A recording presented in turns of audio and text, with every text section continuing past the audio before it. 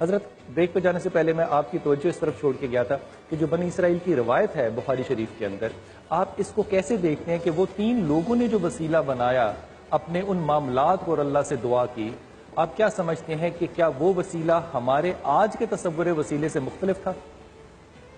نہیں، مختلف نہیں ہے، اور وہ وسیلہ اسلام میں آج بھی موجود ہے، اور وہ تینوں کی دعاؤں کا اپنے نیک اعمال کا وسیلہ تھا۔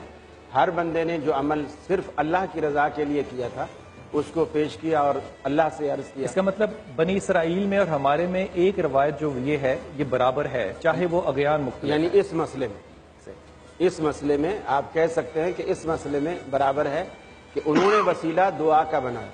اب یہ میں پھر یہی کہوں گا کہ یہ کتنی عجیب بات ہے کہ بنی اسرائیل تو دعاؤں کے وسیلے کو لے رہی ہے جو آج قرآن و سنت میں موجود ہے، اور ہم مردوں کے پیچھے پڑے ہوئے ہیں۔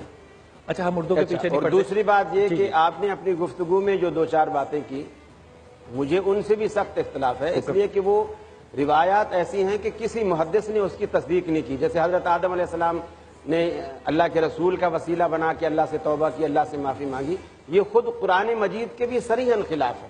قرآن مجید میں اللہ تعالیٰ کہتا ہے فَتَلَقَّىٰ آدَمُ مِن رَبِّهِ میں بڑی ذمہ داری سے آپ سے بات کہہ رہا ہوں کہ میں محدث کی بات نہیں کر رہا، میں حدیث قدسی کی بات کر رہا ہوں۔ آپ اس کو کہہ رہے ہیں حدیث قدسی کا بھی تو کوئی پروف ہونا چاہیے نا، کہ صرف کہنے سے ایک چیز حدیث نہیں بنتی، اس کا پروف ہونا چاہیے۔ آپ سمجھتے ہیں یہ حدیث قدسی نہیں ہے؟ نہیں ہے، ٹھیک۔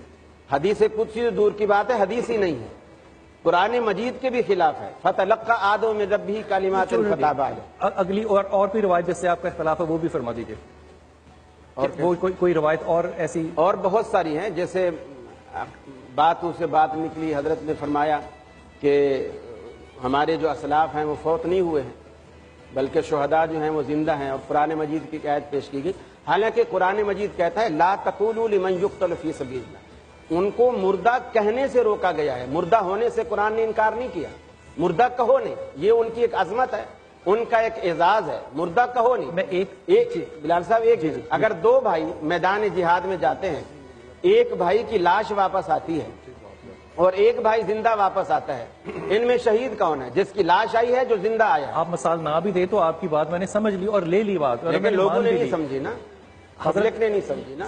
سر ایک سوال لے لیجیے، رسول پاک صلی اللہ علیہ وسلم دنیا سے پردہ فرما گئے، آپ اس جملے کو مانیں گے یا آپ کہیں گے کہ کوئی اور لفظ استعمال کرنا چاہیے، پردہ نہیں فرما گئے، فوت ہو گئے؟ پردے کا لفظ وہ لوگ استعمال کرتے ہیں جو رسول اکرم صلی اللہ علیہ وسلم کی وفات کے قائل نہیں ہیں۔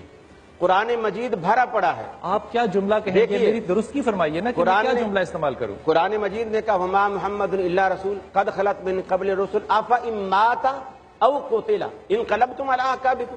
صدیق اکبر نے جو پہلا خطبہ رسول اللہ صلی اللہ علیہ وسلم کی پیشانی چومنے کے بعد صدیق اکبر نے جو مسجد میں آ کے دیا، حضرت عمر ننگی تلوار لیے کھڑے ہیں، اگر کسی نے کہا حضور فوت ہو گئے تو میں گردن اڑاؤں گا، انہوں نے اس کی بھی پرواہ نہیں کی، اور پہلا جملہ یہ کہا کہ من کان یعبد محمدن فإن محمدن قد مات۔ مان لی بات، میں جملہ کیا استعمال کیا کروں، میں کیا کہا کروں جب میں نے یہ کہنا ہو؟ جملہ فرمائیے۔ کہ اللہ کے رسول دنیا سے رخصت ہو گئے، اور دنیا سے جو رخصت ہونے سے ہوتا ہے مطلب تو حضرت معاذ اللہ یہ تو نہیں ہے نا کہ رخصت ہو کے کراچی چلے گئے یا پنڈی چلے گئے، برزخ میں تو چلے گئے، برزخ میں چلے گئے۔ ٹھیک ہے، موت کا لفظ استعمال محمد کے لیے کیا جا سکتا ہے؟ قرآن نے کیا ہے، یہ کہنا قرآن نے کیا ہے، ہو گئی، ٹھیک ہوگی بات۔ انک میت وانہم میتون افإن مت فهم الخالدون۔ بس ایک جملہ کہیے گا، اے حبیب اگر آپ فوت ہو گئے تو کیا یہ آپ کی موت کی جو دن رات دعائیں کرتے یہ ہمیشہ رہیں گے؟ یہ بھی تو جائیں گے۔ قرآن نے یہ لفظ استعمال کیا۔ بلال بھائی